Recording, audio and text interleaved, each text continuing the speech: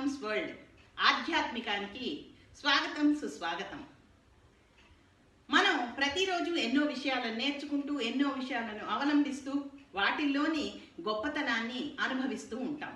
ఎందుకంటే పురాణ ఇతిహాసాలు, మన రామాయణ మహాభారతాలు మనకి ఎన్నెన్నో మంచి విషయాలను చెప్పడం జరిగింది. వాటిని ఆచరించడం అనేది మన ఇష్టం మీద ఆధారపడి ఉంటుంది. మాసానికో విశిష్టత ఉంటుందండి. మనకి రాబోయే మాసం ఆషాఢ మాసం. ఆషాఢ మాసానికి విశిష్టత ఏముంది అని అనుకుంటారేమో. శూన్యమాసం కదా, పండగలు ఉండవు కదా, పెళ్ళిళ్ళు జరగవు కదా, దీనిలో విశేషం ఏముంది అని మీకు అనుమానం రావచ్చు. కానీ ఆషాఢ మాసంలో రెండు విషయాలు జరుగుతాయండి. ఒకటి బతుకమ్మ పండుగ, రెండు స్త్రీలందరికీ ప్రపంచవ్యాప్తంగా గోరింటాకు పండుగ. గోరింటాకు పండుగ ఏంటి అని అంటారేమో. గోరింటాకు పెట్టుకోని స్త్రీ ఆషాఢ మాసంలో ఉండరండి. కనీసం 2 నుంచి 3 సార్లైనా గోరింటాకుని మనందరం ధరిస్తాం. ఇప్పుడు గోరింటాకు అసలు ఎలా పుట్టింది అన్న అనుమానం పెట్టుకున్నప్పుడల్లా నాకు వస్తూ ఉంటుంది. ఎలా పుట్టింది అంటే ఒక విషయం అండి. పార్వతీమాత చిటికెన వేలు తెగినప్పుడు కారిన రక్తపు బిందువులోంచి గోరింటాకు చెట్టు పుట్టిందట.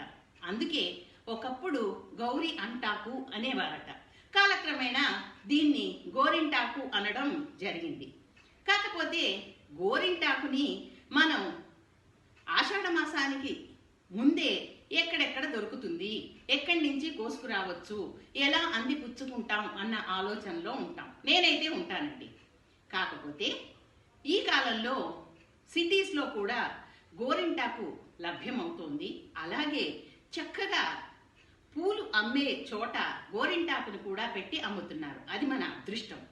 మేము 12 సంవత్సరాలు ఆఫ్రికాలో ఉన్నప్పుడు మరి ఆషాఢ మాసం వచ్చినప్పుడు గోరింటను ధరించాలి కదా, దానికి ప్రత్యామ్నాయ మార్గాలని మేము వెతుకునేవాళ్ళం.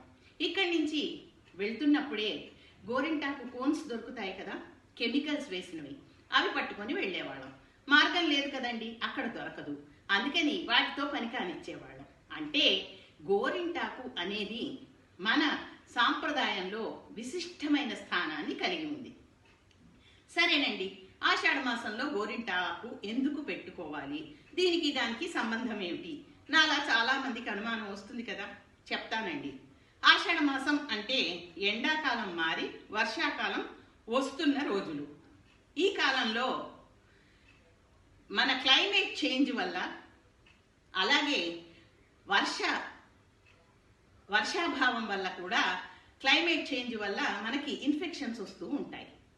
ఎంత లేదన్నా ఒక స్త్రీమూర్తి చేతులతో నీళ్లలో పనిచేయాలి, బయటికి వెళ్ళినప్పుడు కాళ్ళతో నీళ్లల్లో పనిచేయాల్సి వస్తుంది.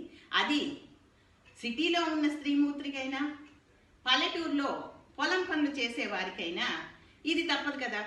మరి ఈ కాలంలో గోరింటాకుని ఎందుకు పెట్టుకోవాలి అని మన పెద్దలు చెప్పారు అంటే, ఇది ఇన్ఫెక్షన్స్ రాకుండా కాపాడే కల్పతరువు అని చెప్పొచ్చండి.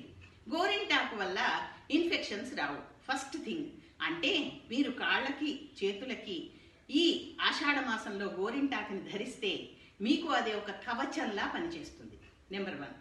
రెండోది, ఎండాకాలం అయిపోయి వర్షాకాలంలో ప్రవేశిస్తున్న మనకి ఎండేం తగ్గదండి. వర్షం పడుతూ ఉంటుంది, ఉబకపోస్తూ ఉంటుంది, వేడి ఉంటుంది. అలాంటప్పుడు చక్కటి చల్లదనాన్ని మన బాడీకి అందించి సాంత్వనం కలిగించేది కూడా గోరింటాకే. ఇంకో విషయం అండి, ఈ మధ్య కాలంలో మా ఫ్రెండ్స్ సర్కిల్లో ఆషాఢ మాసం వచ్చింది అంటే ఎవరికైనా గోరింటాకు అందుబాటులో ఉందనుకోండి, అందరికీ పంచడం అనేది ఎంతో సంతోషంగా ఉంటుంది.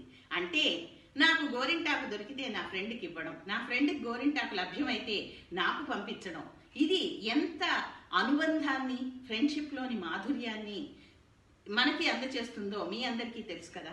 ఇంకో విషయం అండి, గోరింటాకుని ధరించడం వల్ల మన అందం ఇనుమడిస్తుంది.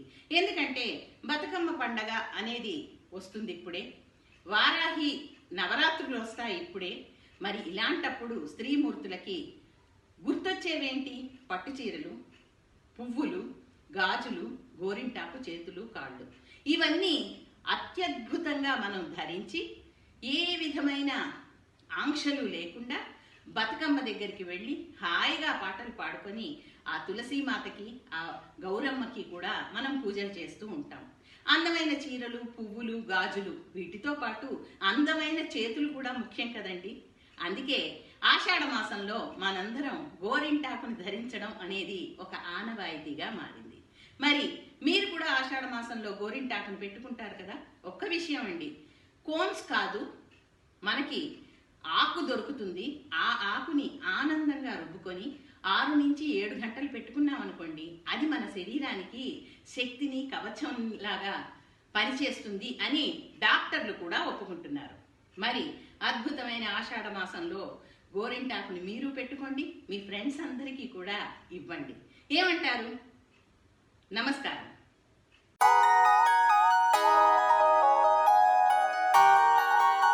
वीडियोस बनाने हैं, फिल्मोरा है ना।